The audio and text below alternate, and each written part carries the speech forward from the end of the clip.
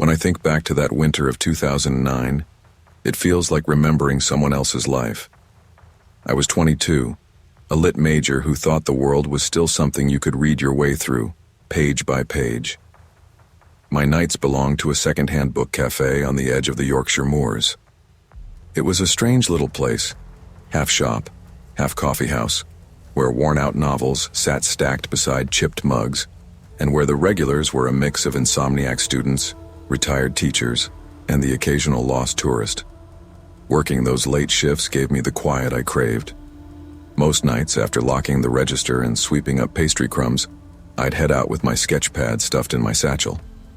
I'd stop to draw some crooked stone fence or an abandoned farmhouse, adding lines in the cold until my fingers were numb. Architecture fascinated me, the way a ruined church tower could carry 100 years of storms and still refuse to collapse. My sketchbooks were filled with arches, bridges, roof lines. Maybe part of me believed if I could capture something solid on paper, I'd hold myself together too.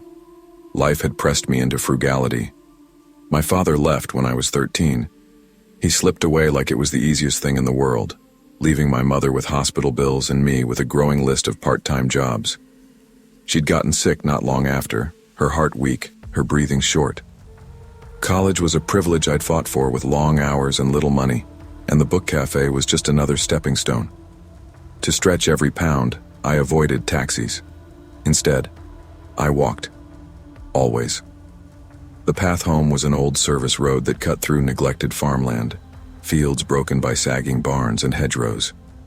It was quiet, desolate, and it cost nothing but the scrape of my boots. The locals didn't approve. Some warned me about gangs or drifters, about kids testing themselves with violence in lonely places. "Don't tempt fate, lad," one man told me once when I mentioned the road. I laughed it off at the time. I was young, stubborn, and thought danger was something that only existed in films or police reports. Besides, most nights it was just me, the wind off the moors, and a sky scattered with stars. On December 14th, the cafe had been busy. A group of American tourists had wandered in, eager to sip coffee among dusty shelves. They tipped generously, probably mistaking the place for some quaint cultural attraction, instead of the drafty, underpaid reality it was. By the time I locked up after midnight, I felt unusually flush. My coat was buttoned to my throat, my satchel heavy against my hip, my earphones spilling soft piano into the night. For once I felt lighthearted. The service road was crusted with frost, every blade of grass shining pale in the moonlight. My breath fogged in front of me. I shoved my hands deep in my pockets and let the music carry me. That's when the glow of headlights stretched across the lane behind me. A car. It crawled forward, too slow to be a passerby, too deliberate to be chance. My steps faltered. The sedan, dark, older, low, rolled ahead, then stopped about 100 meters up. Motionless. The piano in my ears suddenly felt too fragile. I tugged one bud out, listening. The engine idled, steady but low. My stomach knotted. I told myself they were checking a map, maybe lost. But the voice in my head that remembered a classmate mugged on this very road 2 years before whispered otherwise. I crossed to the other side of the lane, quick, pretending not to notice. That's when the headlights snapped off. No door opened, but I heard it. Gravel shifting. Footsteps, faint, deliberate. The cold bit deeper, a sting against my neck. My pulse thudded. I ran. The fields opened to my right, ragged fences barely holding themselves up. I vaulted one, my boots sinking into mud that grabbed like glue. My sketchpad knocked against my ribs as I crouched by a hedge, heart hammering, trying to breathe through my nose so the sound wouldn't carry. The footsteps crunched closer. Not hurried, not frantic. Slow. Measured. Whoever it was they wanted me to hear. My phone buzzed, the screen flaring with a low battery warning.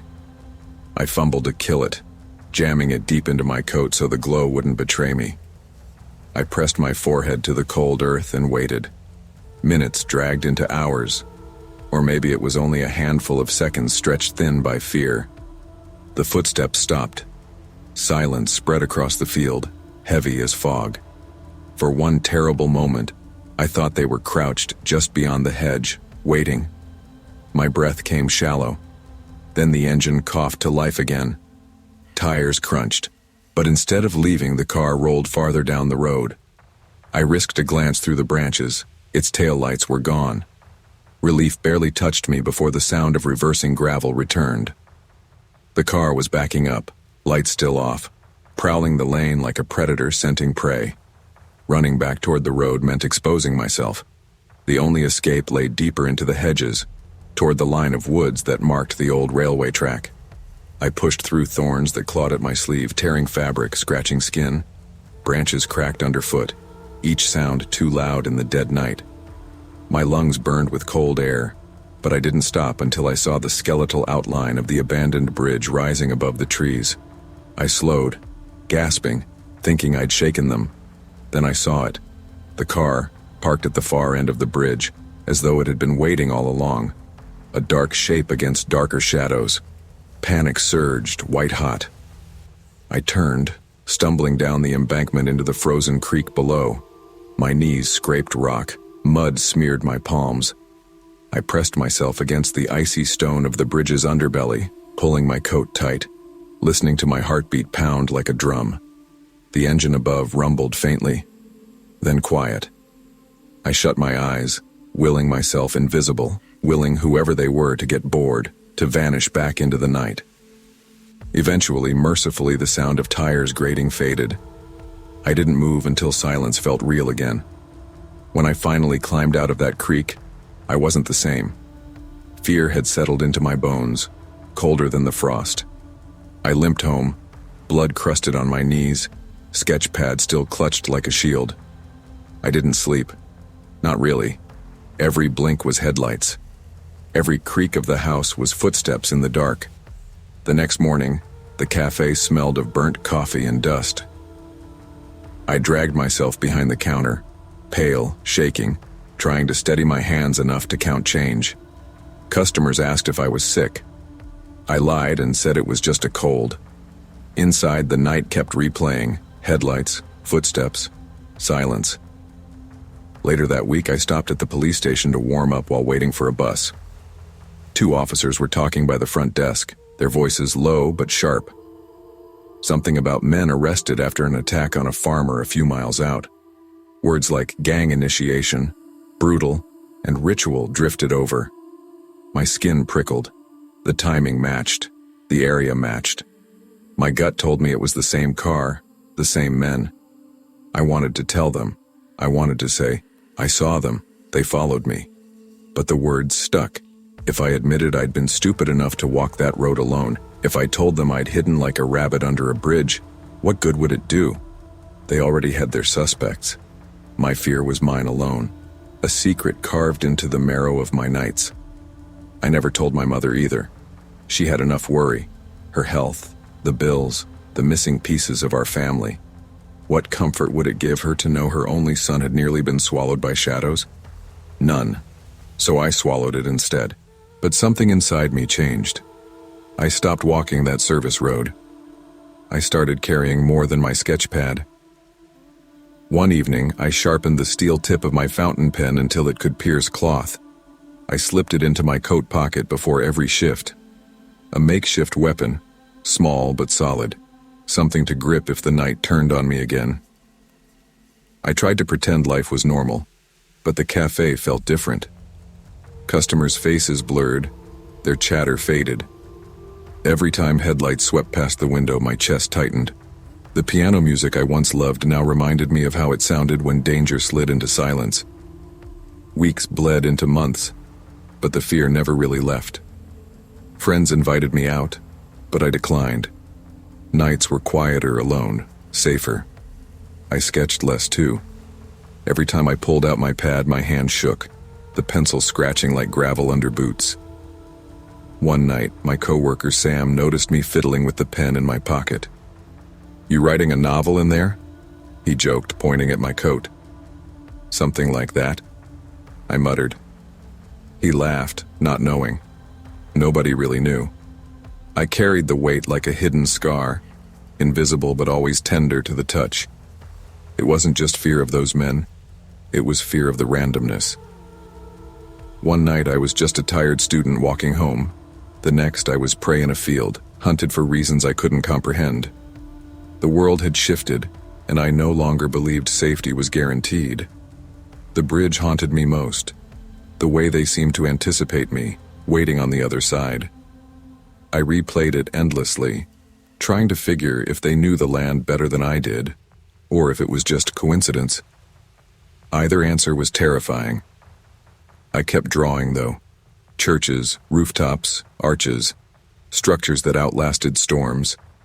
Maybe it was my way of reminding myself that some things endured, even when people didn't. By spring, the cafe had slowed. Tourists were gone, locals returned to their routines. I worked fewer hours, spent more time at home with my mother. She'd watch me sketch at the kitchen table, never guessing that every line was drawn with trembling hands. Sometimes I dreamed of confronting those men, of standing tall with my sharpened pen like some avenger from the novels I shelved at work. But the truth was simpler. Survival wasn't about fighting. It was about running, hiding, keeping quiet until danger passed. I hated that truth, but I clung to it because it kept me alive. Years later, I can still hear the footsteps in that field. I can still see the car idling with its lights off, patient as death. I never took the service road again. I never trusted silence in the same way. But I carried on. I kept sketching. I kept working. I kept living. And that's what matters. Fear teaches us the fragility of safety, but it also teaches us vigilance. Sometimes survival means swallowing pride, admitting vulnerability, and choosing the longer, safer road. The world can turn dangerous without warning, yet we can still carry on, scarred, shaken, but wiser.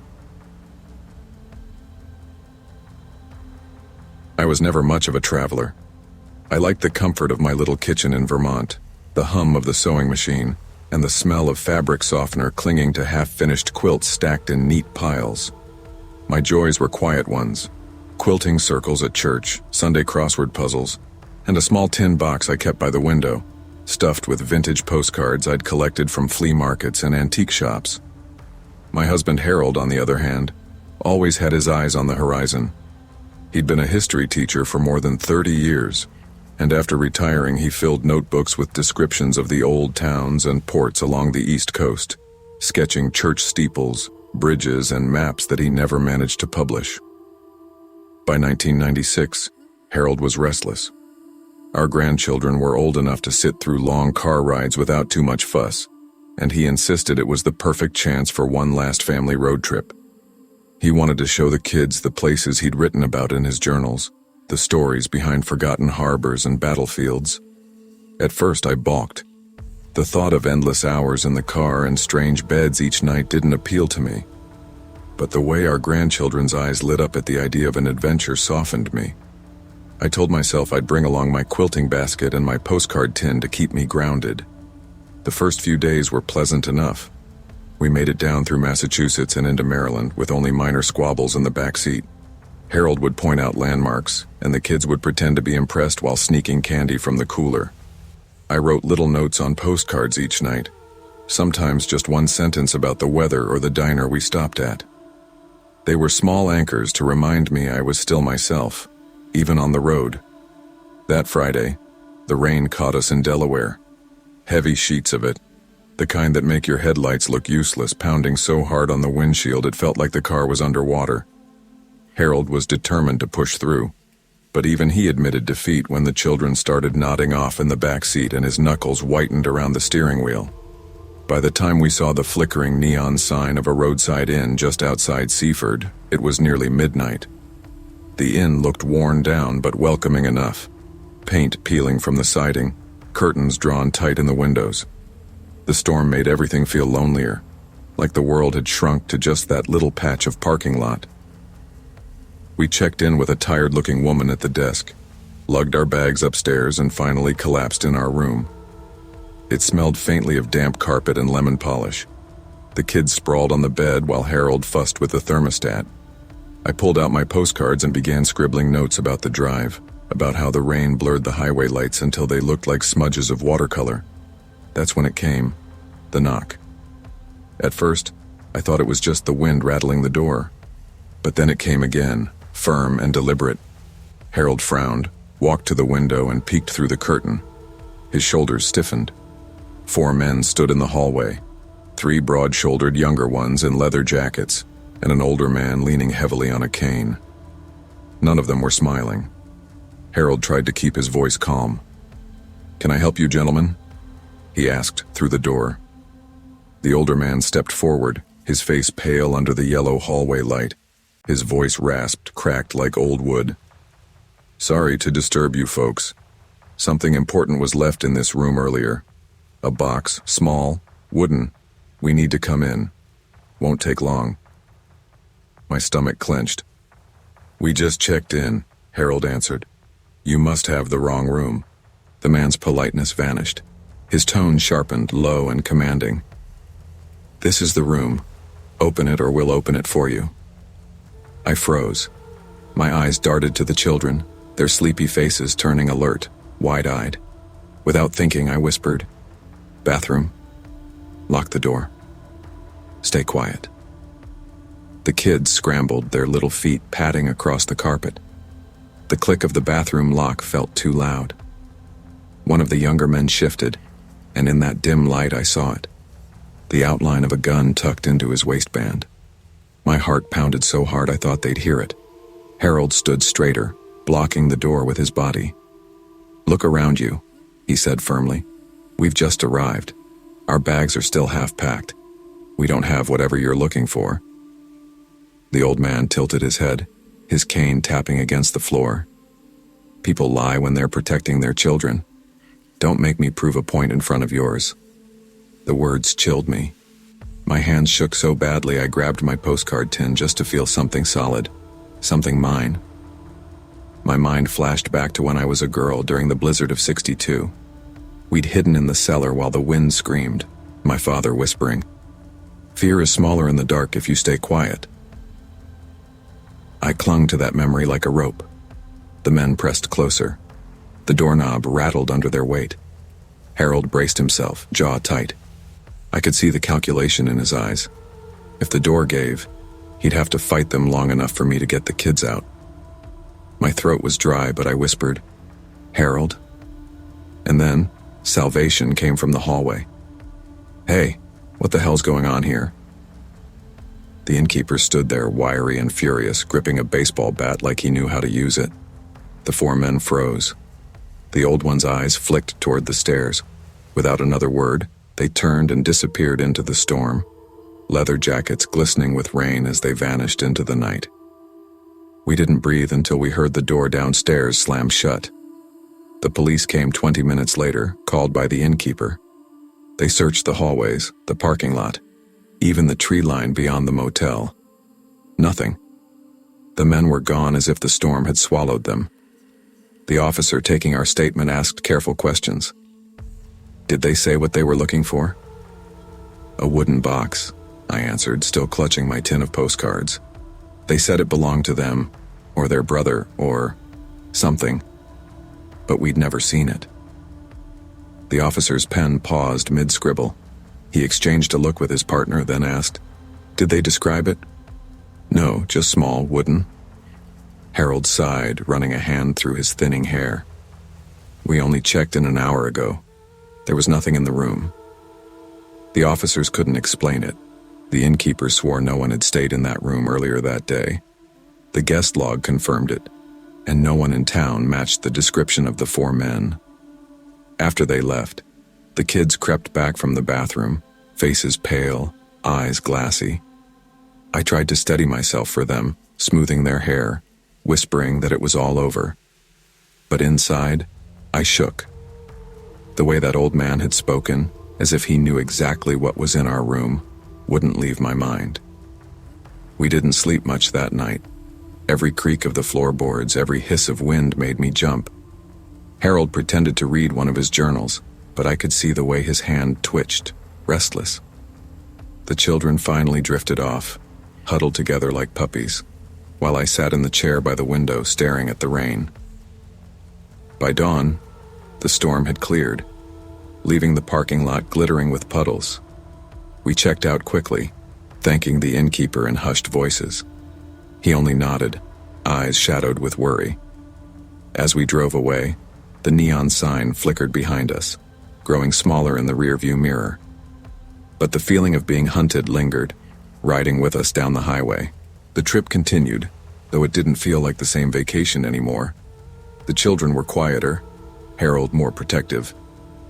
I kept checking our motel doors twice, then 3 times, before bed. Every knock, even from room service, made me flinch. In North Carolina, I wandered into an antique shop while Harold showed the kids an old church. A shelf of wooden trinket boxes caught my eye, some carved, some plain, all harmless. Still, when I touched one, my hand shook. The memory of that man's voice came back. "This is the room. Open it, or we'll open it for you." I left the shop without buying a thing. At night, I quilted in silence, the steady rhythm of the needle-piercing fabric like the sharp knocks on that motel door. Each stitch reminded me how fragile safety was, how quickly it could unravel. Months later, back home in Vermont, I still wasn't the same. The locks on our doors were checked twice, sometimes 3 times before I allowed myself to sleep. I startled at sudden noises. The children still asked in hushed tones about the men in the hallway. The police never found them. The wooden box was never explained. Some said it was just thieves. Others said it might have been worse. I tried not to dwell on it, but the memory lingered like a stain. Even now, when I sit by the window with my postcards spread out like little fragments of other people's journeys, I think of that night. The knock at midnight, the old man's threat, the way Harold stood firm, the children's trust in us, the thin line between danger and safety. You never truly know how strong you are until you are forced to stand between danger and the people you love. Fear doesn't vanish, it lingers, it shapes you. But courage is found in the moments you act despite that fear. And sometimes the simplest things, a locked door, a steady voice, the memory of a parent's wisdom, can mean the difference between surviving the night and being swallowed by it. I never thought my life would twist into the kind of story people whisper about over coffee, the kind that sounds too strange to be real until you're the one living it. My name is Clara Whitmore. I was 29 years old in 2012 when I found myself working the night shift at a psychiatric asylum that had been converted into a rehabilitation center. It sat on the edge of Bristol like a relic the city wanted to forget but couldn't quite bury. The decision wasn't simple. I had studied painting in college, dreamed of becoming an art therapist, and for a while, I really believed my life would be about helping people heal through color and expression.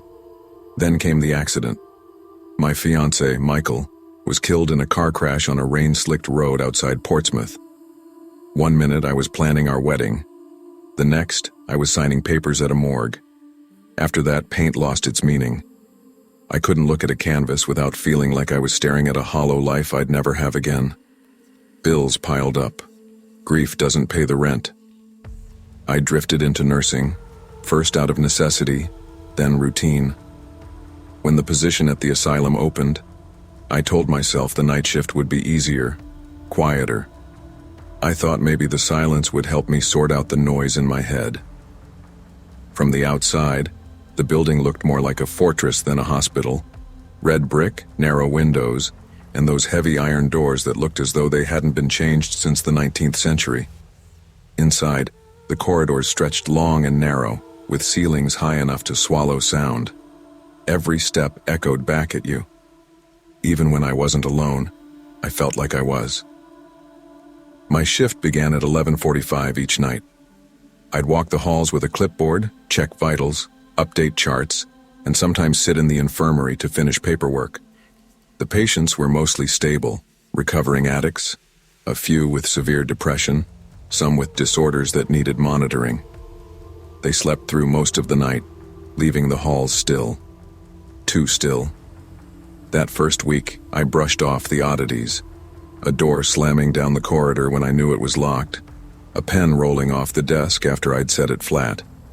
I told myself it was fatigue, my imagination, or maybe just the old bones of the building creaking. But deep down, I knew better. The first time something truly unsettled me was during my third shift. I was in the infirmary finishing paperwork. The office door was locked. I always checked it twice because the patients weren't supposed to wander in. Suddenly, I heard the unmistakable click of the lock, the slow creak of the door opening halfway, and then, slam. The noise was so sharp my pen rolled off the desk. I rushed to the door. It was still locked, bolted from the inside. My keys were the only set assigned that night. I stood there staring at it, heart hammering, until I convinced myself exhaustion was making me hear things. But the incidents grew harder to dismiss. My stethoscope disappeared one evening. I turned the infirmary upside down looking for it, only to find it hours later balanced on a shelf in the patient library, a place I hadn't stepped foot in. When I mentioned it in the break room, the other nurses chuckled and said I was scatterbrained. I wanted to believe them, but that wasn't who I was. Then came the chairs. I'd stepped out of the infirmary to check vitals. It couldn't have been more than 10 minutes. When I came back, every chair was lined up neatly facing the door like an audience waiting for me. My legs nearly gave out under me. No one else had keys to that room, and even if they did, who would bother with such a cruel prank? Fear settled into me like damp air. I carried my grief quietly, but I knew fear when it pressed cold fingers against my spine. I heard footsteps trailing me down locked corridors. I smelled disinfectant laced with something metallic, like old blood. And one night, while filing charts, I swore I heard my fiancé's name whispered right behind my ear. By late October, I refused to sit in the infirmary alone. I moved my station to the officer's desk near the main ward, where the overhead lights buzzed too brightly, but at least I could see. Just past midnight, I glanced at the security monitor and froze. On the screen, the infirmary door, the one I had locked myself, was swinging open. Slowly, inch by inch, until it gaped wide. No one stepped through. Then, with a sudden violence, it slammed shut so hard the monitor flickered. My hands shook as I reached for the walkie-talkie, but before I could call anyone, I saw something else. One of the chairs inside the infirmary slid several inches across the floor. No one was in sight. I didn't go near that room again. From then on, if I had to drop off supplies or collect charts, I asked one of the aides to come with me. Most nights I found excuses to stay away entirely. The other staff didn't press me, but I caught their looks, half amusement, half unease. They had worked there longer. Maybe they knew things I didn't. The building seemed to change after that. The corridors felt narrower. The shadows stretched longer. Sometimes I'd hear the faint metallic clank of locks turning when no one was near. Sometimes I'd smell candle wax, even though the place forbade open flames. And always the nights dragged on. The silence was no comfort. It was the kind of silence that watched you. The last straw came in December. Snow pressed against the windows, muting the world outside. I was stationed near the main desk, the patients asleep, when the power flickered. The monitors blinked, and for just a second, every screen showed the same thing: the infirmary, doors swinging, chairs scraping across the floor on their own. I ran, not from the building. I still had patients under my care, but to the break room, where another nurse sat reading. I must have looked pale as death because she stood right up and asked, "Clara, what happened?" I couldn't tell her. I just shook my head, muttered something about not feeling well, and sat there until my shift ended. 2 weeks later, I handed in my resignation. I took a lower-paying job at a clinic in town, treating coughs and sprained ankles. It was dull, but safe. At least the walls didn't whisper, but safety was an illusion. Some nights back at my apartment, I'd take out a sketch pad just to calm my nerves. I hadn't drawn in years, but the pencil seemed to move on its own. Door frames, hinges, empty chairs. Again and again. Even now, years later, I don't talk about that job. People want their nurses steady, rational, reliable. Telling them you left a position because the walls moved on their own doesn't inspire confidence. But when the clock slides past midnight, when the world is quiet, I sometimes hear it again. The sound of metal doors unlocking somewhere just beyond my apartment walls. And when my pencil slips circling shadows I can't name, I know I never truly left that place. Grief leaves us raw, and in that rawness, we often walk into places we shouldn't. Fear, like grief, does not vanish when you run. It follows, it waits, it shapes you. What I learned in those long nights is that ignoring your fear only gives it more power. You can't always explain what haunts you, but you can choose when to step away before it consumes you. Sometimes survival is not about fighting. It's about knowing when it's time to leave. I wasn't supposed to be working the night shift forever.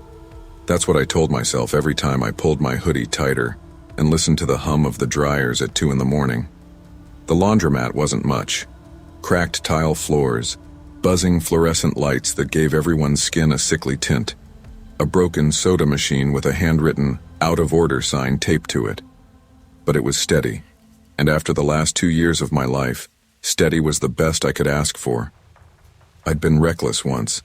Drinking too much, cutting class, hanging around with people who thrived on chaos. It cost me almost everything.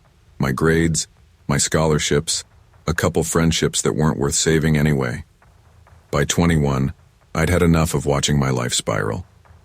So I quit the parties, picked up night shifts at this 24-hour laundromat in Dayton, and tried to keep my head down. I used to dream about being a photographer. I carried my camera everywhere in high school, capturing rusty bridges, abandoned houses, sunlight slanting through windows. But by now the camera lived on a shelf in my closet, covered in dust. Life became about folding shirts that weren't mine, sweeping lint from under machines, waiting for sunrise so I could sleep through the daylight. Most nights were quiet. A few regulars came in, people on odd schedules, factory workers, single moms, college kids avoiding crowds. I recognized faces, learned who liked the corner machine, who always forgot quarters. It was lonely, but safe. Until the night Alan walked in. I knew him the second I saw him. Same pale skin, same oversized glasses sliding down his nose. He looked older, of course, but not by much. Back in high school, we used to call him Chess Boy. He'd carry pieces in his pockets, fiddling with them in class. He was awkward, soft-spoken, the kind of kid cruel teenagers circle like sharks. I was part of that circle. I laughed at him. I joined in the jokes. I never apologized. That night he walked in with a duffel bag, gave me a quick glance, and dropped his laundry into a washer without a word. I felt my stomach twist, memories rushing back sharper than I wanted. He didn't say anything else, just waited for the machine to start and sat down in the corner. I told myself it was nothing, just a coincidence. People grow up, people move on. But he kept coming back. The first few times I tried to ignore it. He'd show up just after midnight, same duffel bag, same quiet presence in the corner. Sometimes he wouldn't even do laundry, just sit there while the hum of the machines filled the silence. He'd nod at me, maybe smile faintly, but say almost nothing. Then came the little gifts. One night, he set a chess pawn on the counter. A black one, worn smooth like he'd carried it for years. "Thought you might remember," he murmured. His voice was low, softer than I remembered, but it cut right through me. Another night it was a pack of gum, my favorite brand from high school. He slid it across the counter without explanation. I thanked him awkwardly, unsure what else to do. The worst was the photograph. He handed it to me carefully, like it was something precious. At first, I didn't recognize it. Then I did. It was me at the county fair, maybe 16, laughing with a snow cone in my hand. I had no idea the picture even existed. "Where did you get this?" I asked, my throat tight. "I took it," he said simply. "You looked happy. I thought you should have it." Something in me wanted to run. I forced a smile instead, slid the photo back toward him and said, That's nice of you, but you should keep it. His face tightened, almost disappointed, but he pocketed the picture and said nothing more. After that, I started keeping my phone close. I told my manager about it, but she brushed it off. As long as he's paying for the machines, he's a customer. If he bothers you, call the cops. Easy for her to say. She wasn't the one staring at the clock, waiting for midnight, wondering if he'd walk in again. And of course he did. It was a Thursday when things shifted. Business had been slow. Just an old man washing blankets and a college kid dozing in the corner. By 1 a.m. they were gone, and it was just me and Alan. I bent to grab detergent, and suddenly his hand closed over mine, cold, tight, holding me in place. "I waited for you," he whispered. His breath smelled faintly of mint gum. All these years? I froze. My pulse pounded in my ears. I yanked my hand back, stumbling a step. "Alan, stop. You can't." His eyes searched mine, wide and unblinking. "That prank back then," I rushed out, words tumbling. "It was cruel. I was cruel, but I don't feel that way about you. I never did." Something cracked in his face. The softness vanished, replaced by something jagged. His voice trembled. "You don't get to walk away from me again." Before I could answer, the laundromat door slammed shut with a force that rattled the windows. Neither of us had touched it. He stood there breathing heavy, fists clenched. Then he turned and stormed out into the night.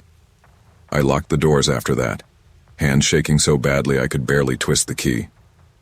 I called my manager. She sighed, told me again to call the police if he came back. The police were polite but firm.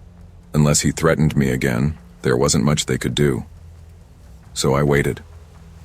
Every shift after that felt like balancing on the edge of a blade. Each click of the washers made me jump. Each shadow outside the window made my stomach drop.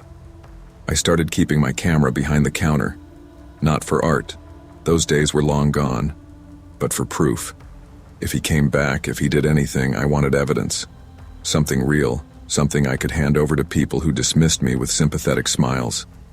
The first night he didn't show, I almost convinced myself it was over. The second night too. But on the third, just after midnight, the door creaked open and there he was.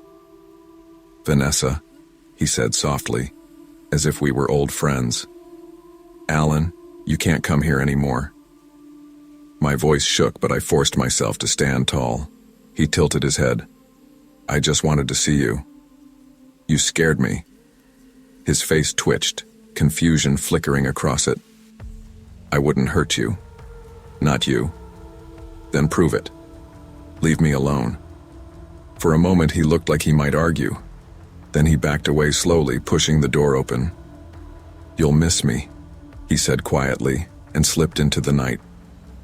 I locked the door the second he was gone, then slid down behind the counter, trembling so hard I thought my bones might rattle apart. I stopped working nights 2 weeks later. I told my manager I couldn't do it anymore. She rolled her eyes but shuffled the schedule. I didn't care. I couldn't keep waiting for that door to open. Alan didn't come back while I was there. Maybe he found another laundromat. Maybe he got bored. Or maybe he's still out there, waiting for the right midnight to show up again. Sometimes I catch myself looking over my shoulder when I walk home, listening for footsteps that match mine. I still keep my camera close. Not for art, not yet, but for safety. A lens doesn't stop someone, but it can capture the truth when no one else will believe you.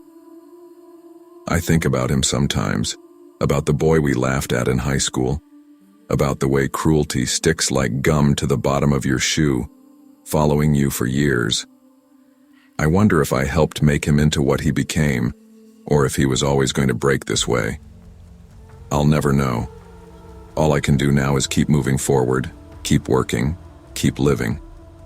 And maybe one day I'll pick up the camera again, not because I'm afraid, but because I remember why I loved seeing the world through it in the first place. The past doesn't disappear just because we grow older. The way we treat people leaves echoes that can resurface when we least expect it. Kindness costs little, but cruelty can leave scars on both sides. We cannot always control who others become, but we can control how we treat them. And sometimes, that choice makes all the difference. I never pictured myself working the graveyard shift at a roadside diner in the backwoods of Arkansas, but life has a way of cornering you. I used to think I'd be producing albums, building songs out of layered guitars and sampled beats, maybe even working out of a studio in Nashville. That was before my brother died, before the student loans caught up with me, before I realized that dreams don't pay bills and grief has a way of eating through your insides like acid. The diner wasn't much to look at. A converted trailer from the 50s, chrome siding gone dull, neon sign flickering half the time. Highway 165 cut past it like a scar, trucks groaning through it all hours, but the nearest real town was 20 miles off. I got the job because no one else wanted it. 10 at night to 6 in the morning, $7 an hour plus whatever tips wandered in. Mostly it was just me, the hum of the fridge, and the hiss of the fryer. It wasn't all bad. I had a notebook I kept behind the counter filled with scraps of lyrics, lines that might have been songs once.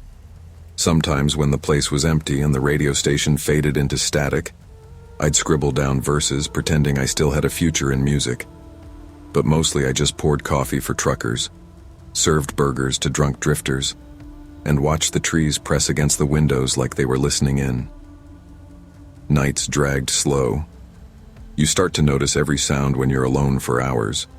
The buzz of a fluorescent bulb, the tick of the ceiling fan that never quite balanced, even the scrape of a chair against tile when no one's touched it. After a while, I got used to it. Isolation becomes a routine, until the night it doesn't. That Friday, the storm was already rolling in by 11.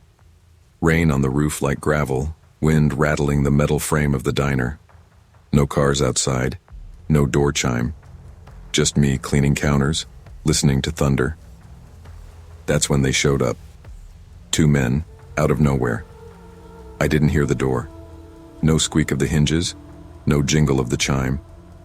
Just 2 shapes suddenly standing there, one at the counter, the other near the jukebox. For a second I thought maybe I'd nodded off. Maybe I was dreaming them. But the one at the counter smiled, ordered pie and black coffee like it was the most natural thing in the world. The other just stood there, damp clothes clinging to him, eyes locked on me. I told myself it was fine. Customers were customers. But my gut knew better. The one at the counter was friendly enough, or at least pretending. He tapped the formica with his fingers, made small talk about the storm, asked how long I'd been working nights. His eyes never quite settled, though, drifting toward the cash register, the exits, the clock above the door. I've been around enough hustlers to recognize a man casing the room. The other guy stayed near the jukebox. He didn't pick a song, just leaned against it, arms crossed, watching me with a stillness that made my skin itch. Every time I glanced his way, he tilted his head like he was memorizing me. His boots left wet prints across the tile. I never heard him breathe. I tried to act normal, wiping counters, filling coffee. I told myself not to show nerves. Out here 20 miles from the nearest help, you learn quick. If someone senses fear, they use it. The counter guy paid with a crumpled bill. I gave him change, turned to grab napkins, and when I looked back, the other one was gone. Just gone. The restroom door was wide open, both booths empty. I walked a few steps, pretending to check the coffee pots, but my chest was hammering. Where the hell had he gone?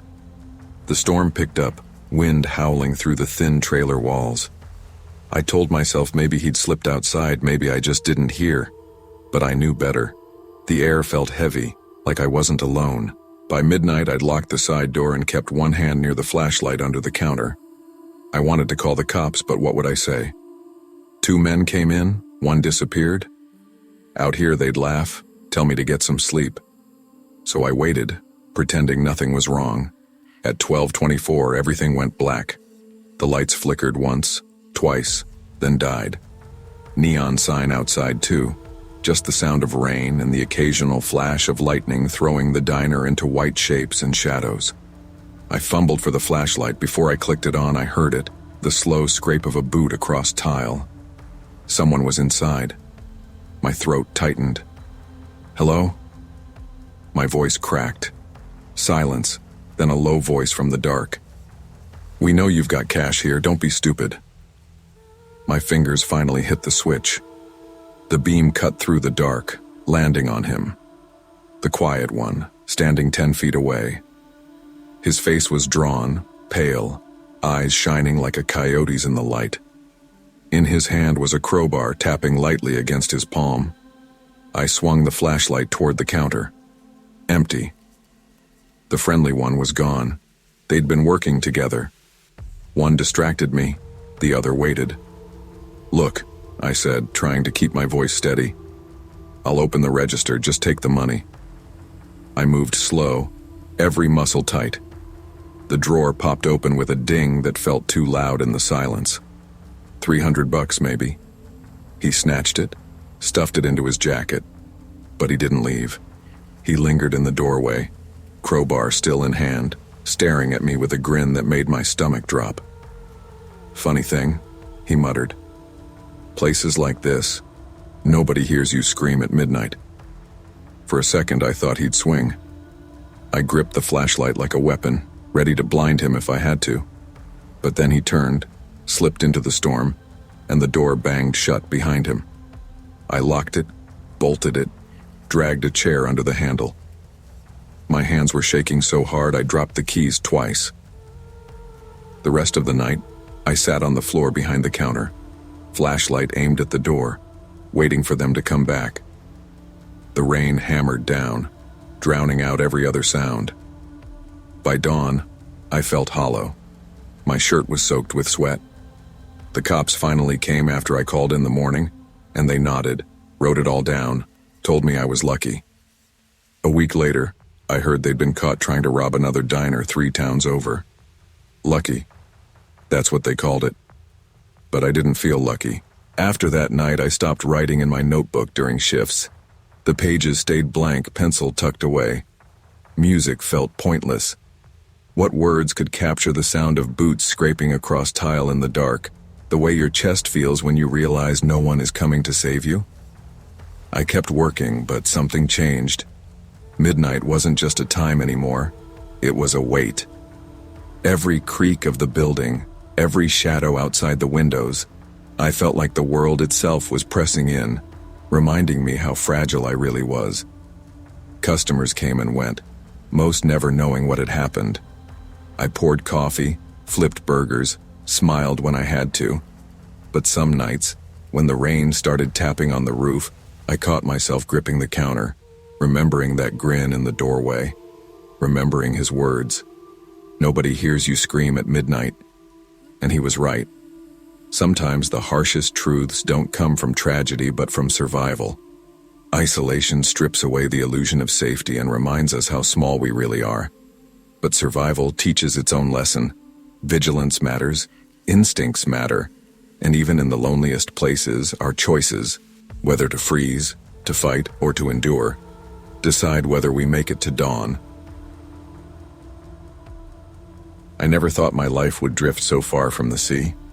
When I was a girl, I spent hours sketching whales in my notebooks, circling facts in worn marine biology books I found at the library. By the time I hit college, I knew I wanted to live my life in salt water, studying the silent giants that glided through the depths. For a while, that's exactly what I did. I was a field researcher, logging data, diving with equipment strapped to my back, hearing my breath echo inside my mask while whole schools of fish shimmered around me like a living constellation. But the ocean doesn't always love you back. One dive off the coast of Belize changed everything. A regulator failure, a sudden panic, and then darkness. I woke up 2 days later in a hospital bed with ringing in my ears that never went away. Doctors told me I was lucky. I would recover, but my left ear would never be the same. The damage made underwater work dangerous. My career ended in one terrifying moment, leaving me to build something new on land. I took a job at the Mariners Wharf Maritime Museum in Portland Harbor, Maine. It wasn't glamorous, but it kept me close to the ocean. The museum smelled of brine and varnish, a place where echoes carried like ship bells across old wood floors. I worked as curator, cataloging everything from model schooners to glass cases of antique sextants. The crown jewel of our collection, though, was something I never quite made peace with: the sailors' remains exhibit. It had been assembled from shipwreck donations, relics, and replicas. Wax figures of drowned sailors, reconstructed skeletons arranged with care, artifacts found clutched in hands that had once been living men. Some visitors loved the drama of it, the eerie stillness. Others called it morbid. For me, it stirred a mixture of fascination and unease.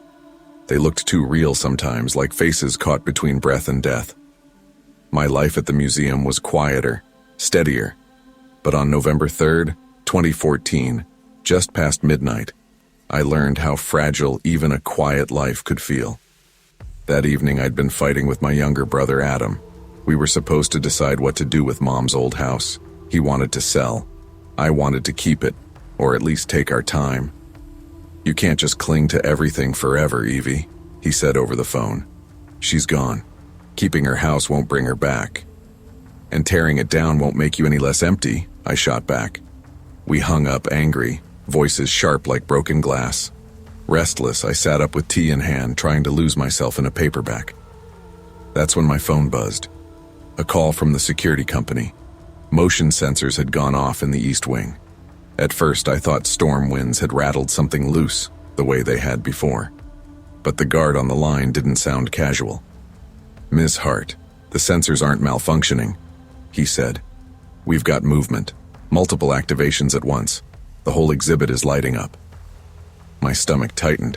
I grabbed my coat, flashlight, and keys, then drove through fog-thickened harbor streets.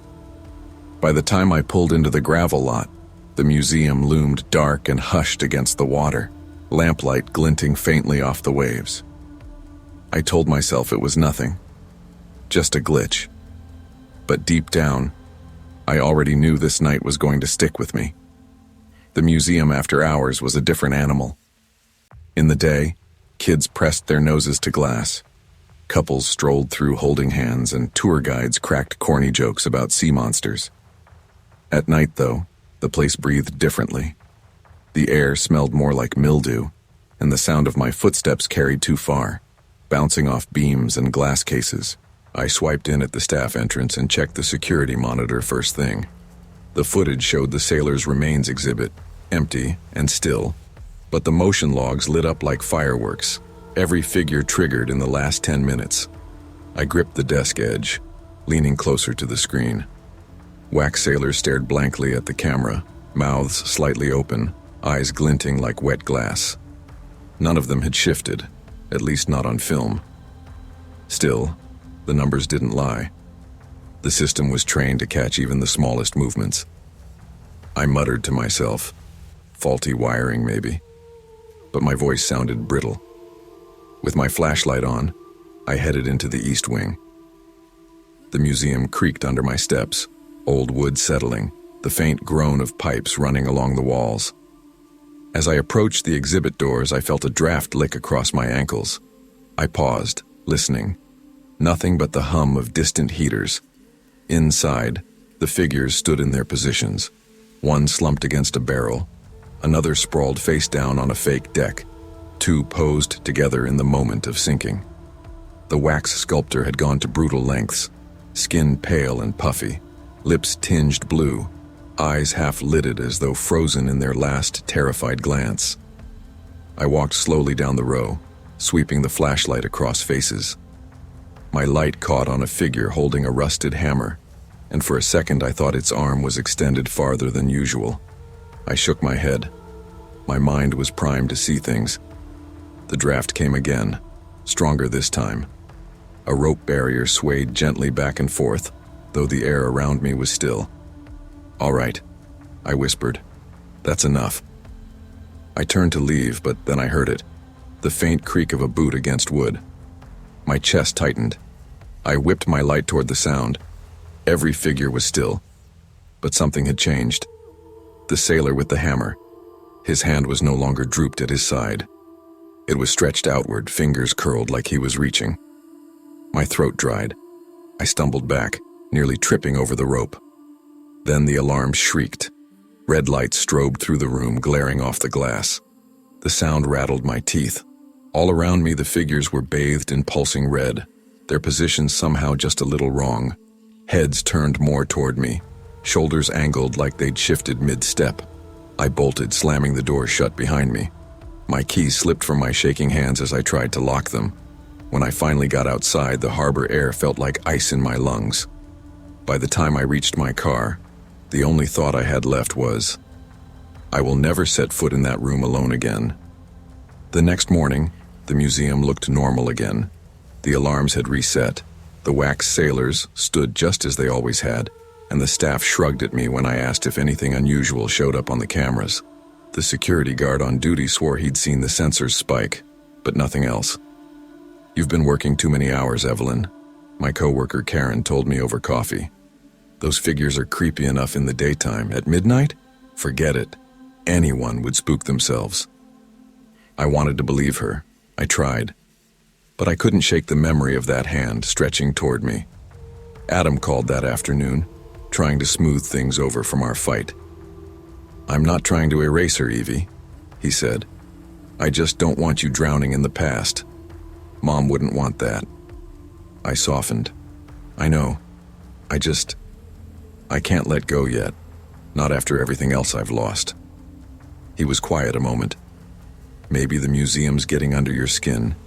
You sound haunted. The words sat heavy. That week, I avoided the East Wing unless I was with others. Still, small things began to nag at me.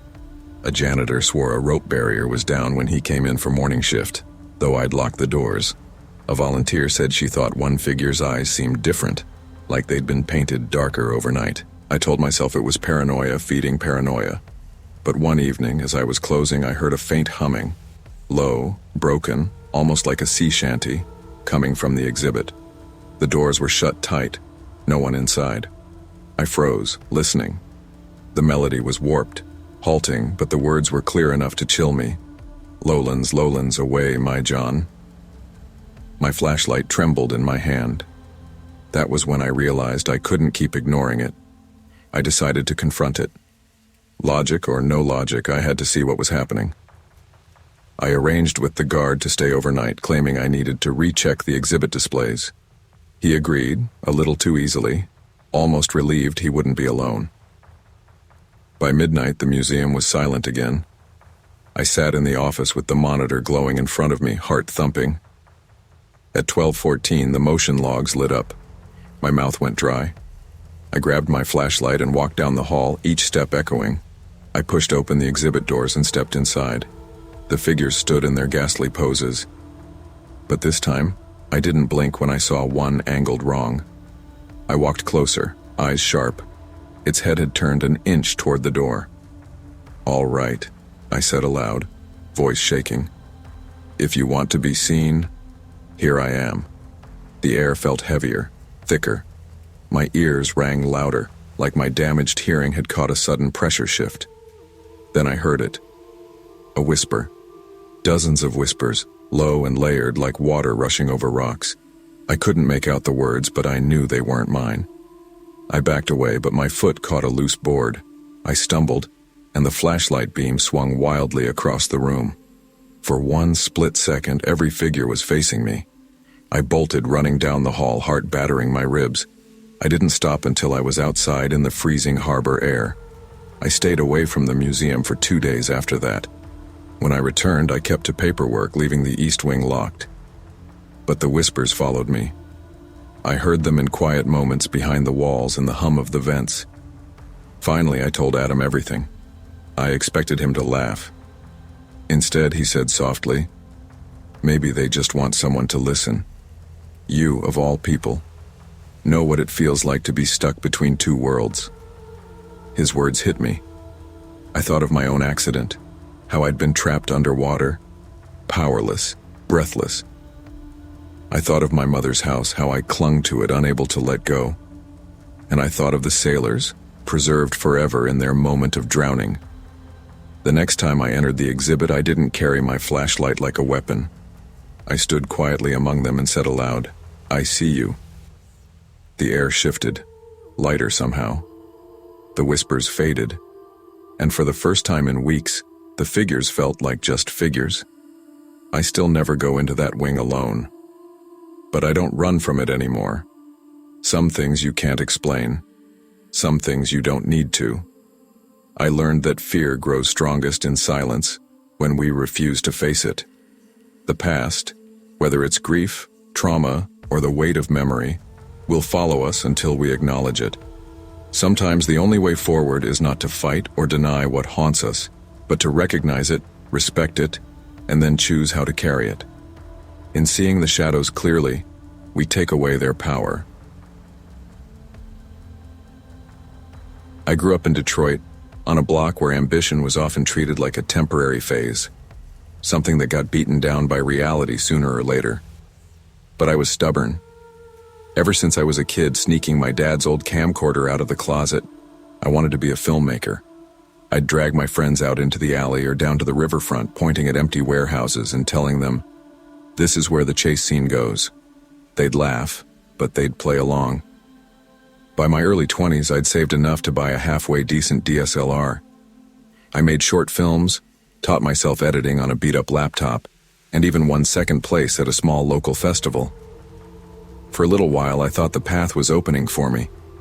But then Mom had her first heart surgery and life turned sharp, medical bills stacked like bricks. My brother Marcus and I took shifts working wherever we could. He stuck to a construction crew by day. I picked up whatever night work I could, stocking shelves, washing dishes, but mostly food delivery. It wasn't steady, but it let me keep odd hours and still shoot when I could scrape together a cast and crew.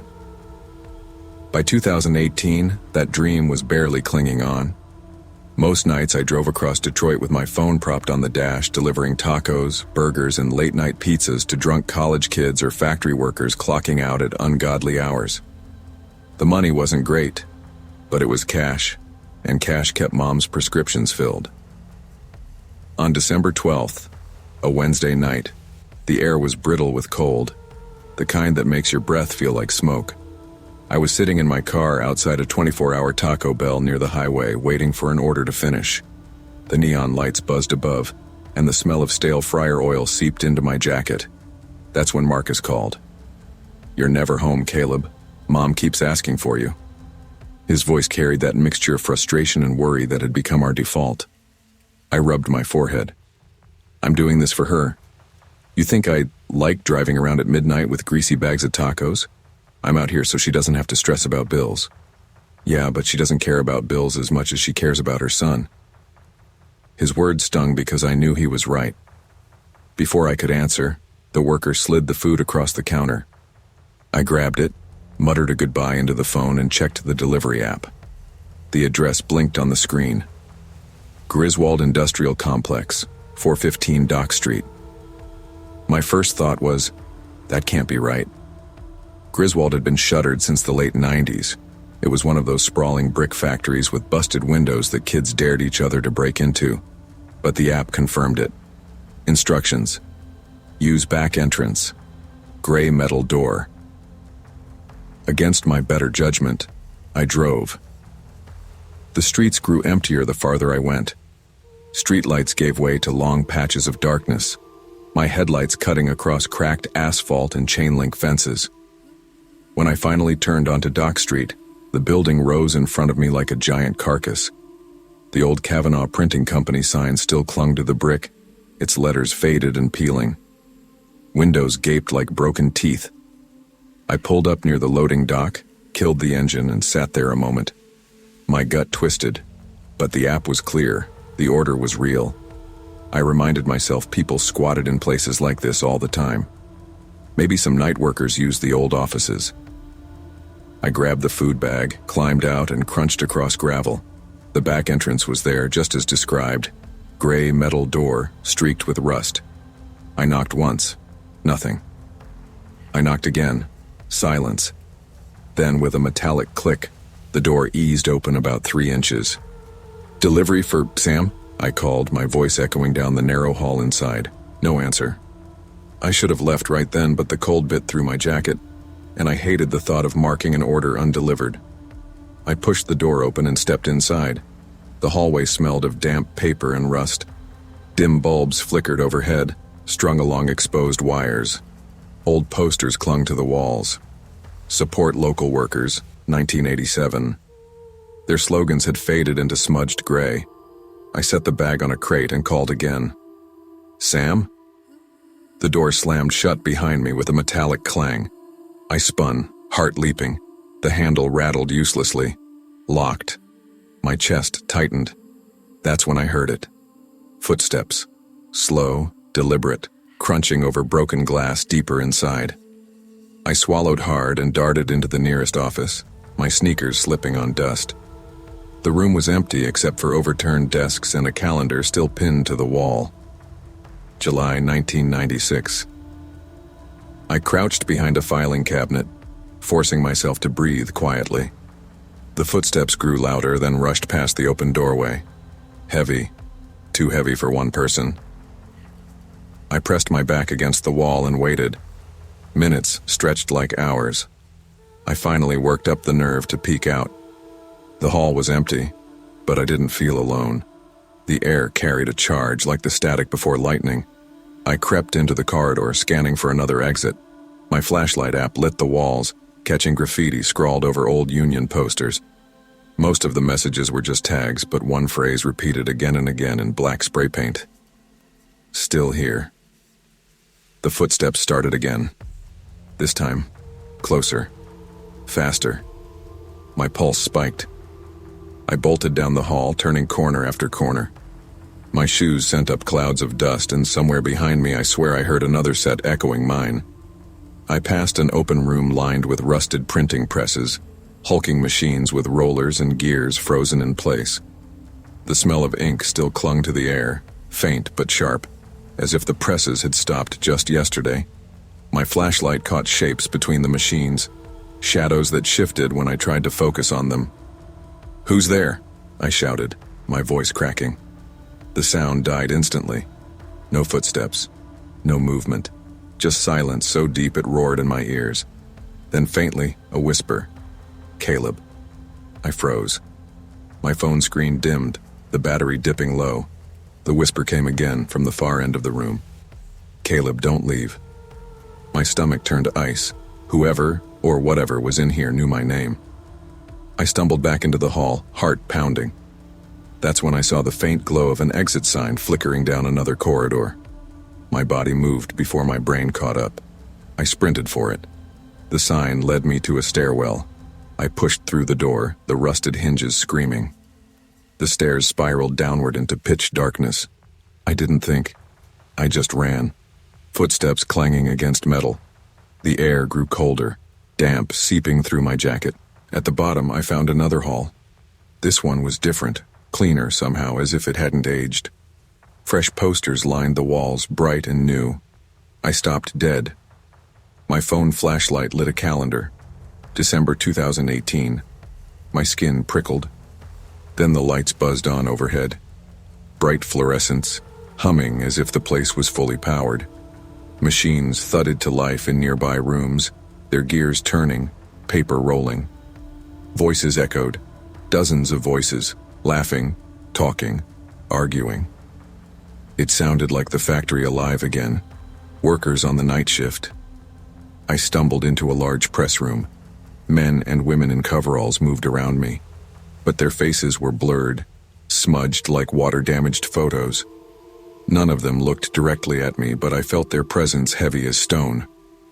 I backed away, clutching the wall. My breathing turned ragged. Then the voices stopped. The machines stilled. Every head turned toward me at once, their blurred faces eerily unified. One voice rose above the silence, deep and hollow. "Still here." The lights cut out. Total black. My phone died in my hand. I ran blindly, hands scraping the wall, until I hit another door. I shoved it open and stumbled outside into the night air, gasping like I'd surfaced from underwater. Cold slapped my face, grounding me. I staggered toward the street, lungs burning, and collapsed against my car. For a long minute, I couldn't move. My hands shook so hard I nearly dropped the keys. By the time the police arrived, 20 minutes later, After I called from the safety of my locked car, the building was silent, boarded, powerless.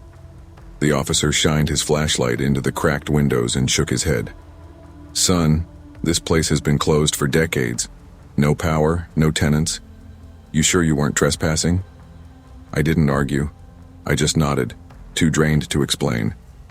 But I knew what I had seen, what I had heard. The door had been unlocked for me. The lights had burned. The voices had called my name. For weeks I couldn't sleep without the sound of presses grinding in my ears. I avoided Dock Street entirely. I told Marcus I'd stick to daytime jobs, no more graveyard shifts. He didn't press me on why. He just looked relieved. Months later, when I finally worked up the nerve to log back into the delivery app, the first request that popped up made my blood run cold. The address, 415 Dock Street. I deleted the app. Even now, I can't drive past the old factory without feeling eyes on me, and sometimes late at night when the city's quiet, I swear I still hear the presses running. I learned that not every door is meant to be opened just because it unlocks for you.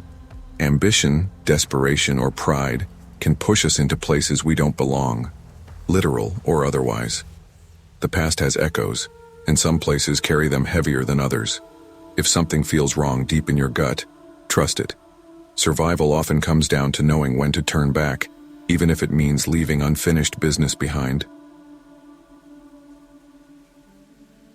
I never pictured myself standing behind the counter of a roadside diner at 19, pouring stale coffee into chipped mugs for truckers who could barely keep their eyes open. I thought I'd be on a campus somewhere, living in dorms, going to parties, maybe doing late-night study sessions with people who cared about psychology as much as I did.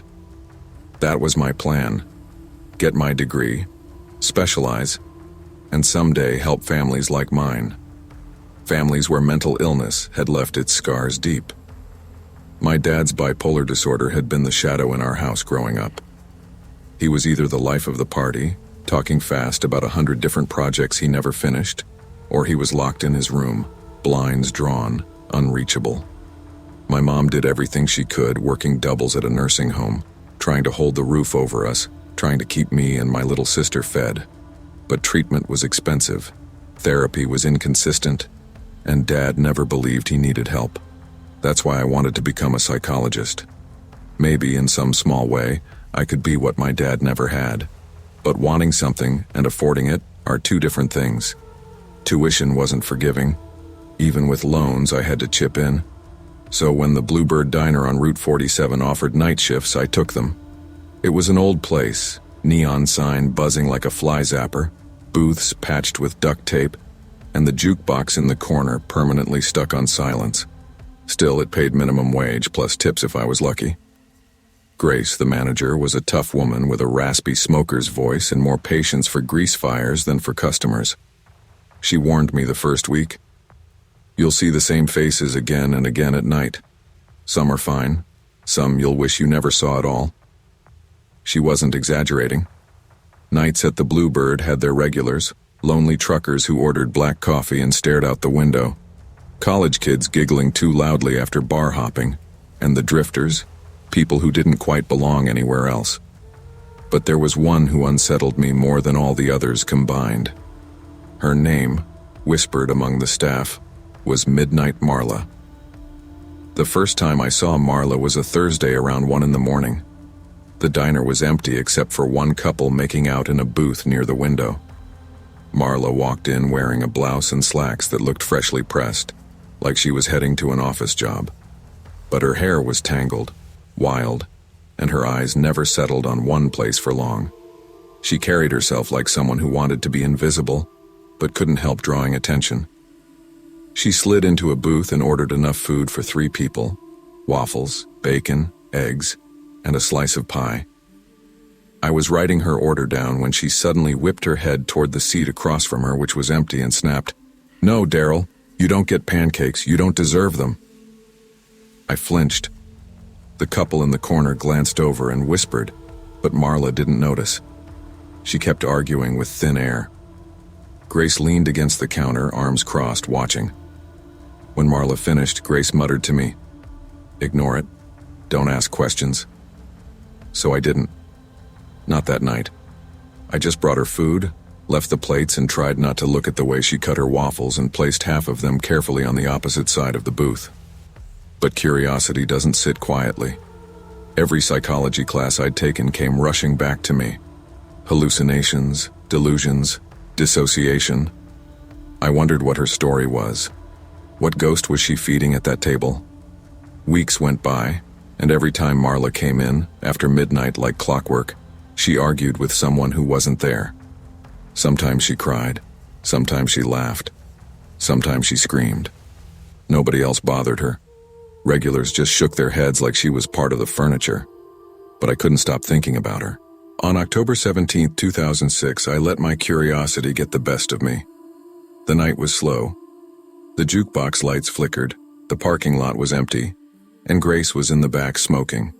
Marla walked in right on schedule, slid into her booth, and started her usual ritual of barking orders at the air. I brought her waffles and bacon. She pushed the bacon to the far side of the plate, muttering something under her breath. My hands were sweating when I finally asked softly, "Is Daryl eating with you tonight, or is it just you?" The silence that followed was so heavy it felt like the whole diner tilted. Marla froze. Her fork clattered against the plate. Then she turned to me, slow and deliberate. Her eyes caught the fluorescent light gleaming like wet glass. Her mouth opened, but no words came. Instead, a scream ripped out of her, raw, piercing, so sharp it made the intercom speakers crackle and die. I stumbled backward, knocking a salt shaker onto the floor. My ears rang. Grace burst through the kitchen doors shouting, "Marla, stop it! Stop it!" But she didn't stop. The scream stretched on, jagged, inhuman, as if her lungs were endless. It was the kind of sound that didn't just hurt your ears, it crawled into your bones.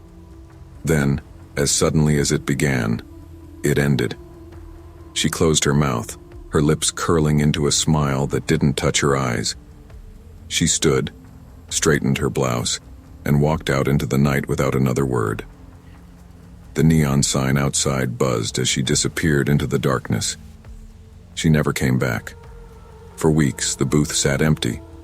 I kept half expecting her to push through the doors, to slam her hands on the table and shout at Daryl, but she didn't. Grace told me the story one night when the diner was dead quiet. She used to be a school teacher, she said, lighting another cigarette. Smart woman, good with kids. Then her husband Daryl drove off the bridge out on Mill Creek one night, drowned in the river. No one ever figured out if she was in the car or not.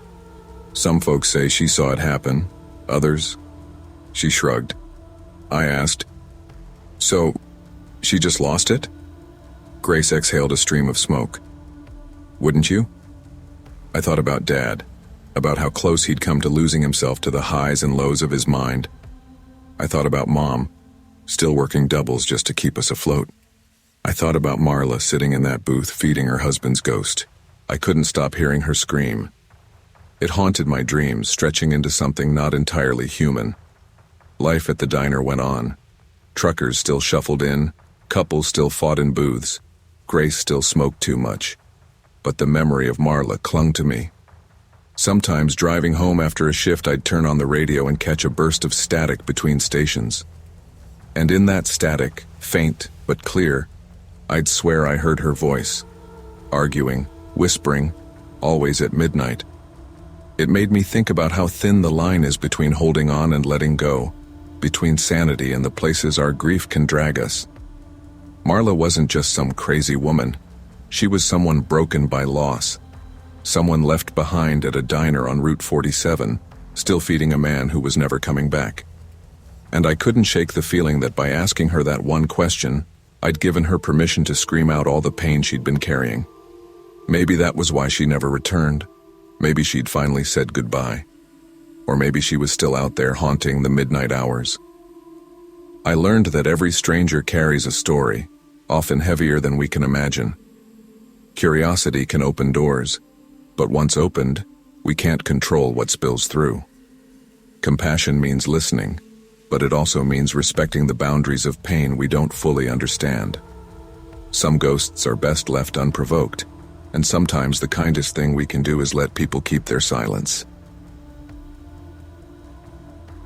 When I graduated with a degree in sports science, I thought I knew where my life was headed. I imagined myself working in clinics, maybe traveling with a team, helping athletes get back on their feet after injuries. My whole education was focused on bodies in motion, not old books collecting dust. But reality has a way of laughing at your plans. The gym chain where I'd been working part-time as a trainer went bankrupt in 2015, right before I graduated. Suddenly, the safety net I thought I had disappeared. I scrambled, applying to anything remotely connected to health and fitness, but the market was tight, and I didn't have connections. Months dragged on, and the bills piled higher. I moved back into my parents' house, which wasn't much of a refuge. They were in their own spiral.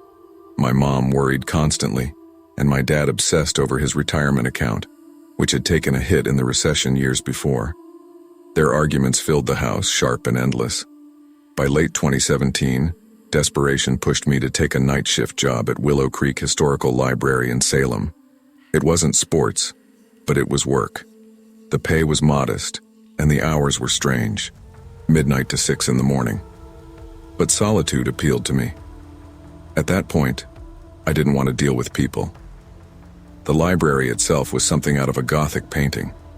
A Georgian mansion converted into a sprawling research library, with spiral staircases, marble floors, and oil paintings watching from every wall. It had an east wing full of maritime logs and ship ledgers, a west wing lined with personal letters from the 1800s, and a reading hall with vaulted ceilings so high your voice echoed even in whispers. On my first night, I remember being struck by how peaceful it was. The air smelled faintly of varnish and old paper, and the only sound was the hum of the heater working against the Massachusetts cold. I thought, maybe this isn't so bad. Catalog books, file manuscripts, keep the place tidy. Quiet work for quiet pay. But quiet has layers.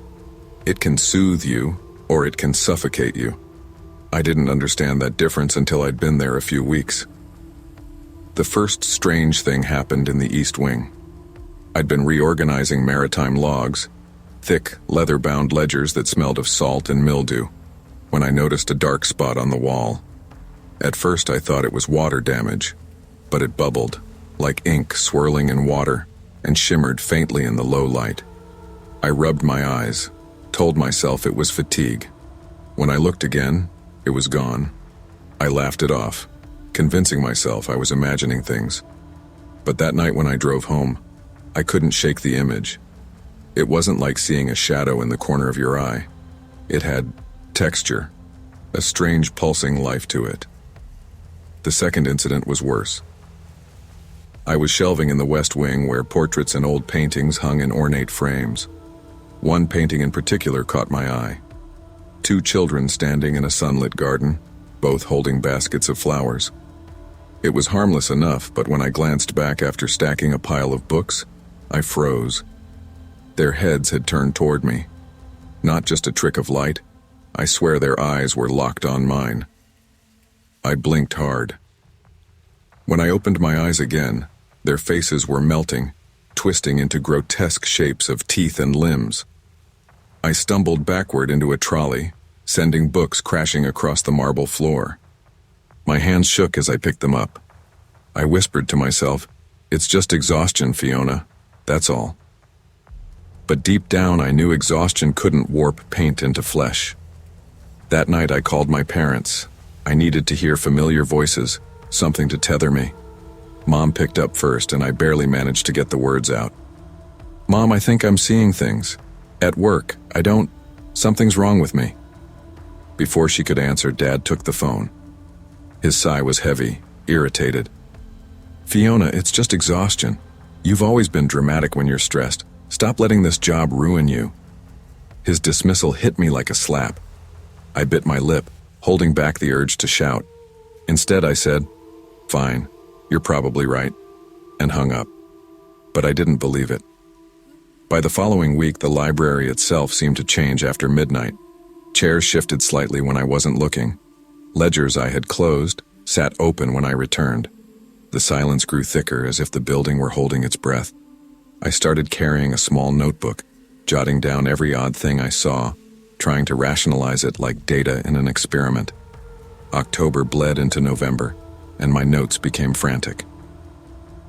Midnight. East Wing vibrated underfoot. Felt like standing on a subway platform. West Wing. Whispers. Couldn't find source. I started drinking more coffee, thinking alertness would keep the shadows at bay. But it didn't. My hands trembled constantly, and the dark circles under my eyes deepened. My body felt like it was unraveling one thread at a time. The breaking point came in the early hours of November 28th.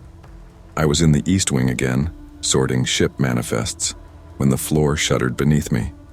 At first it was subtle, like a passing truck, but then the entire row of shelves vibrated violently, books rattling loose, dust raining from the ceiling. My legs went weak. I dropped to my knees, clutching the nearest shelf. The walls rippled like waves. That same black frothing stain spread across the plaster, multiplying, crawling upward like veins.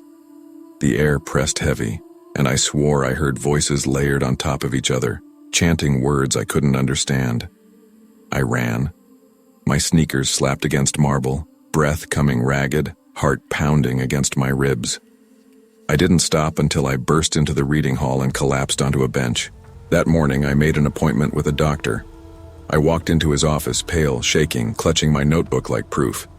He listened, scribbled notes, and finally said, "This sounds like stress-induced hallucinations. Sleep deprivation, isolation, and anxiety can create very vivid distortions. Medication followed. Therapy, too." I was relieved of my duties at the library, at least for the night shifts. I didn't fight it. I was terrified of what another midnight would bring. Recovery was slow. The pills helped, though they made me sluggish. Therapy gave me tools like building a new muscle one rep at a time. Mom was supportive, softer than she'd been in years. Dad stayed skeptical, but even he stopped arguing when he saw how shaken I was. Months later, I returned to the library, but only for daytime shifts. Sunlight poured through tall windows, making the marble floors glow instead of glisten.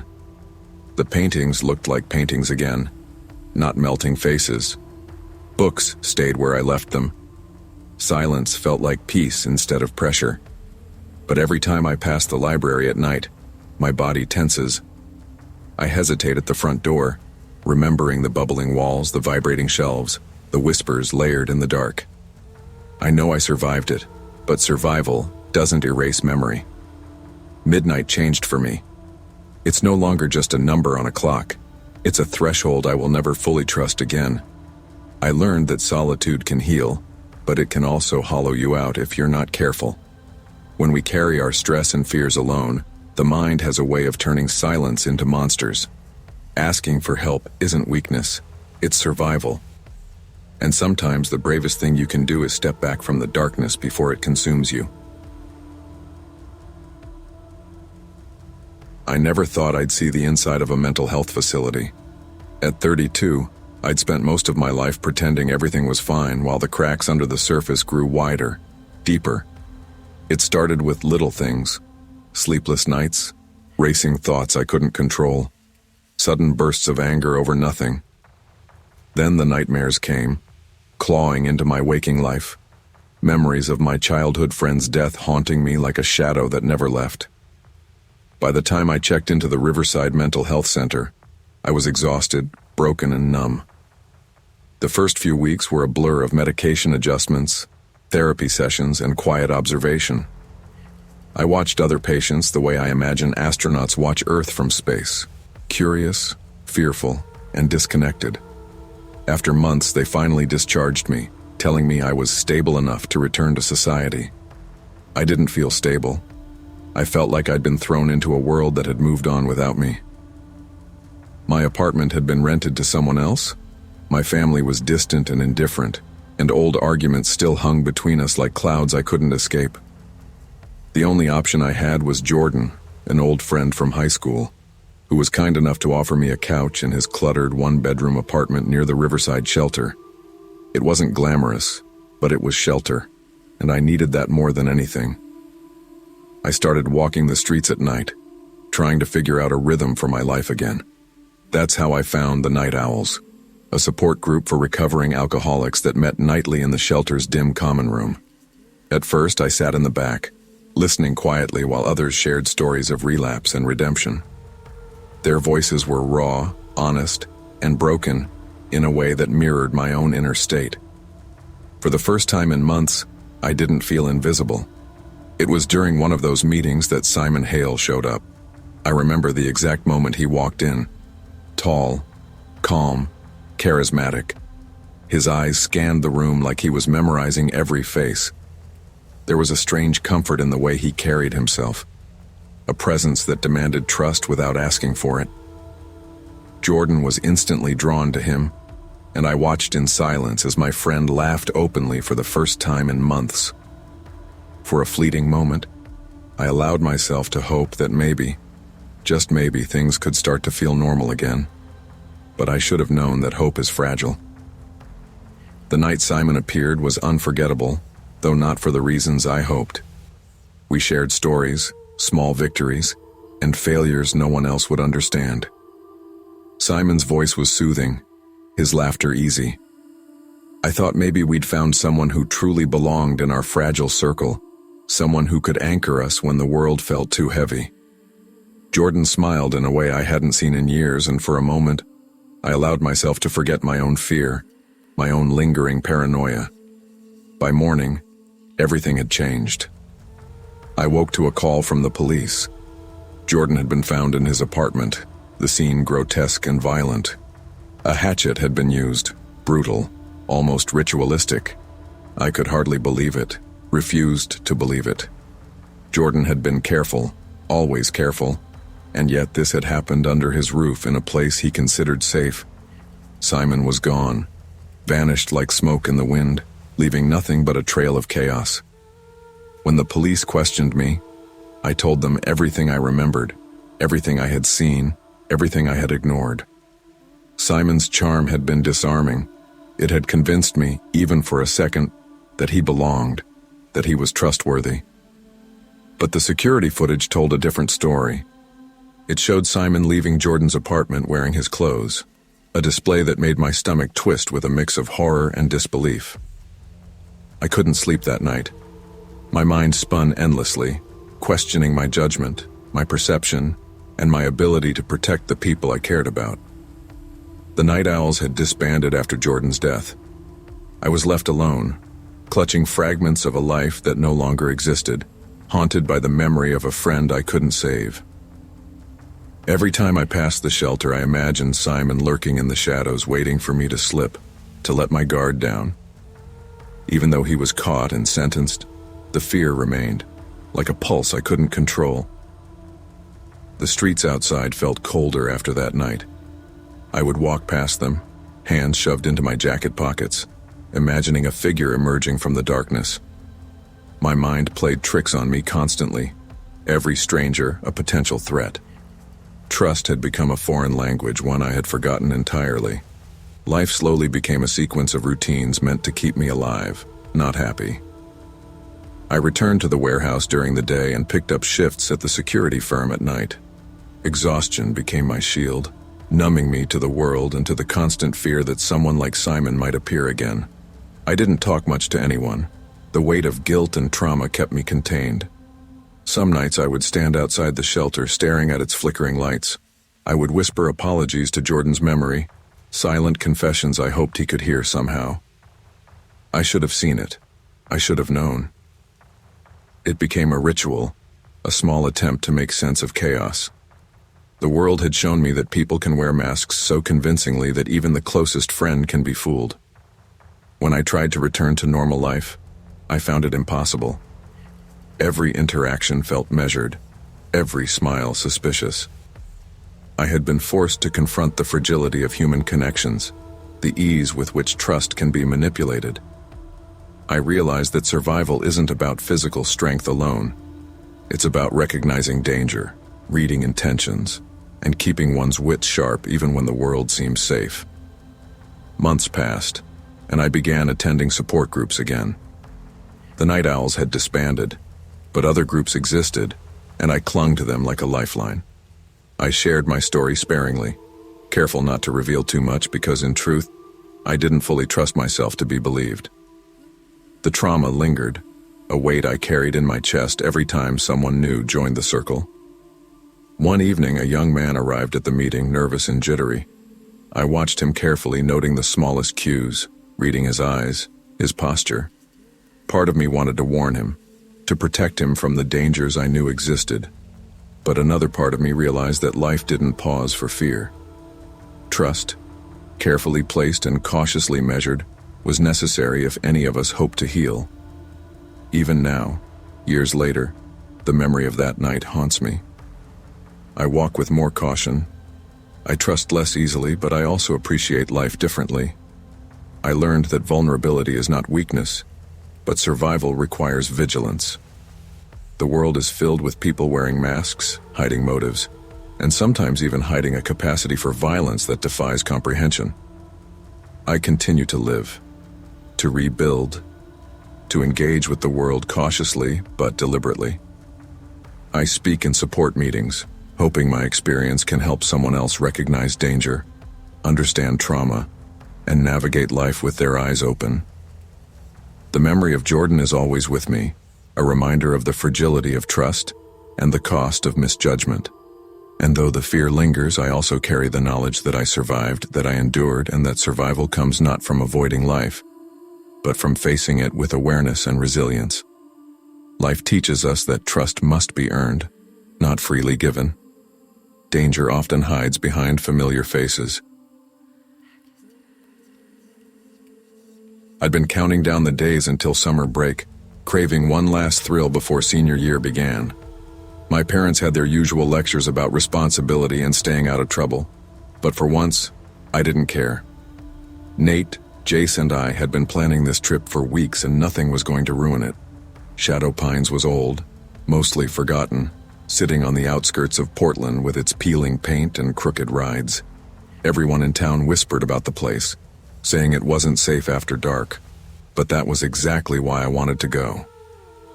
We arrived just past midnight, the sky low and dark, clouds reflecting the dim glow of the park's flickering lights. The air smelled like burnt sugar and wet asphalt, mixing with the metallic tang of the old roller coaster tracks. Nate's backpack bounced against his shoulder as he walked next to me. "I told you this would be worth it," I said, grinning. "Midnight rides are the best. No lines, no screaming kids." Jace rolled his eyes. "Yeah, until we get stuck on some broken Ferris wheel or the coaster snaps in half." I laughed. "Relax, Jace. We've survived high school. We can survive a little amusement park at midnight." The phantom coaster loomed ahead, rusty tracks gleaming in the low light. The line was unusually long for this hour, but the emptiness of the park gave it a strange energy. That's when I noticed him, a tall figure standing near the back of the line wearing a mask that looked like a skull, completely out of place. I nudged Nate. Do you see that guy?" Nate squinted. "What guy?" I pointed, but the figure didn't move, didn't respond, just stared at us. There was something wrong about the way he swayed, arms loose at his sides, almost like he was listening to a rhythm only he could hear. We laughed nervously, convincing ourselves it was a prank or someone doing a dare. Still, the feeling of being watched crept under my skin. The ride itself went fine, the usual bumps and turns, but I couldn't shake the image of the masked man. His presence stuck with me like a shadow I couldn't outrun. Afterward, wandering toward the parking lot, my stomach sank when I saw him again, closer this time. His enormous frame cut through the darkness, mask glinting faintly in the sparse lights. He wasn't playing. This was deliberate. "Guys, we should go, now," I whispered, voice tight with fear. We started jogging toward the lot, trying to ignore the pounding of our own hearts. Every step echoed across the empty grounds, bouncing off broken booths and abandoned attractions. I kept looking over my shoulder and he was there, gliding silently, unnaturally fast despite his size. Panic bubbled in my chest. "Run, just run!" Jace shouted, his voice cracking with terror. I scanned our surroundings. The carousel was dark, the old concession stand shuttered, and the gift shop boarded up. There was nowhere to hide, no one to call for help. I felt the adrenaline spike, that sharp, primal awareness that kicks in when fear takes over. Then I saw it. A slightly ajar door at the edge of the parking lot, the maintenance shed. "In there!" I yelled, and we slipped inside, hearts pounding, breath coming in shallow gasps. Shadows danced across the walls as the flickering fluorescent lights buzzed above. We pressed ourselves against the cold metal walls, straining to hear the slightest sound. Outside, the footsteps paused, then receded slowly. We didn't move for several minutes, terrified that any sudden motion would bring him back. I could barely speak. He's gone. Nate tried to laugh, but it came out shaky. Yeah, gone for now. We waited until our shaking subsided, listening for anything more than the hum of the old fluorescent bulbs. When we finally stepped back outside, the parking lot was empty.